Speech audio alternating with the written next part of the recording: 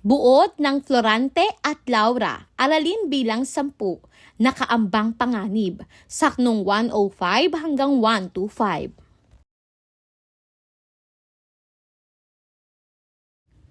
Muling narinig ni Aladin ang panambitan ni Florante. Nagpapaalam si Florante kay Laura. Hinihiling ang kanyang kaligayahan kahit siya'y mawala. Ipinahahayag ang wagas na pag-ibig at sakripisyo. Biglang sumulpot ang dalawang leon, handang dumagit. Sandaling napatigil ang mga hayop, wari na aantig sa tinig at pagdurusa ni Florante. Inilarawan ang takot at panghihina ni Florante sa harap ng kamatayan. Ang kanyang kalagayan ay nakaaantig at kahabag-habag. Tinanggap ni Florante ang maaaring kahihinatnan. Nagpaalam siya sa Albania. Hiniling na sana'y may magtanggol sa bayan laban sa kasamaan at panatilihin ang dangal ng kaharian. Ipinahayag ni Florante na tinatanggap ang kamatayan ng may pasasalamat sapagkat bunga ito ng katapatan at paglilingkod na naig ang dangal kaysa takot. Muling binalingan si Laura. Nagpaalam siya ng may pait at kinondena ang masamang pamumuno ni Adolfo na sumira sa bayan at sa kanilang pag-ibig.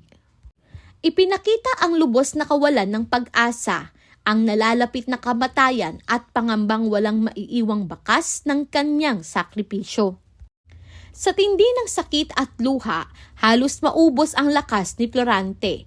Hiniling niya na kung siya'y mamamatay, manatiling malinis at wagas ang alaala ng kanyang pag-ibig.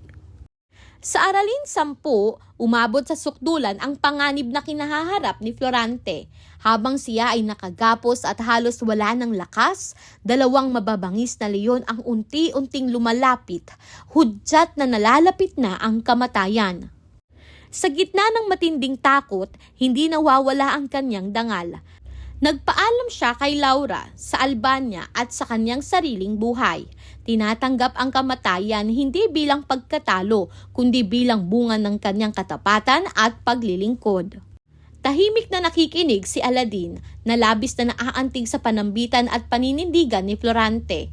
Sa bahaging ito, malinaw na ipinapakita ni Balagtas na kahit sa harap ng kamatayan, ang taong may dangal ay nananatiling tapat sa pag-ibig, bayan at katarungan.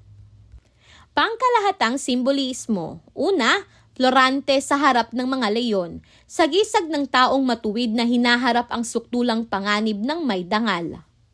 Pangalawa, dalawang leon, simbolo ng malupit at walang awang puwersa ng kasamaan na handang lumipol sa walang kalaban-laban. Pangatlo, pagpapaalam kay Laura, sagisag ng wagas na pag-ibig na handang magparaya at magsakripisyo. Pang-apat, pagpapaalam sa Albania, larawan ng pagmamahal sa bayan at pagnanais na manaig ang dangal kahit mawala ang sarili. At panlima, pakikinig ni Aladin, simbolo ng budhi at pakikiramay ng kapwa-tao, kahit magkaiba ang lahi at paniniwala. Sa panahon ng kolonyalismo, maraming Pilipino ang naharap sa kamatayan, parusa at pang-aapi dahil sa kanilang katapatan sa bayan at prinsipyo. Ang sinapit ni Florante ay maihahambing sa mga Pilipinong pinatahimik at pinahirapan ng mapang-abusong kapangyarihan.